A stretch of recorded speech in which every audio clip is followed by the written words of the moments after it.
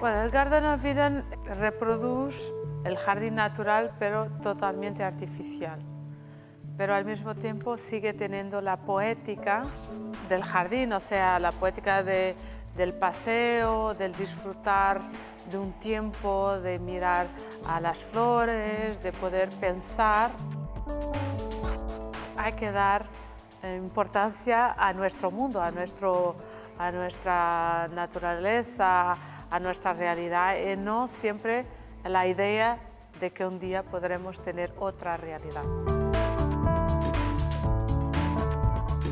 Es un laberinto porque también es un camino del encuentro de la vida, del encuentro del pensamiento.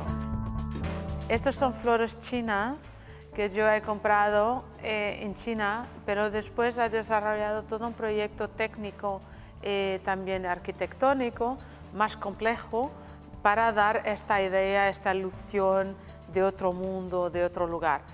El techo y la pared son una cosa sola, el suelo también juega muy bien con el techo y la pared. La verdad es que es un espacio muy diferente del espacio clásico de arte contemporáneo. Entonces, hacer una pieza para aquí tenía que tener este lado de otro lugar también, porque este fue otro lugar en tiempos, no era un lugar que te visitabas, pero es un lugar donde la agua estaba.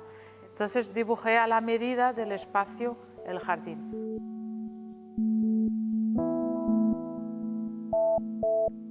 Aquí ha sido increíble que me han podido producir parte de esta pieza porque he posibilitado llegar a esta dimensión.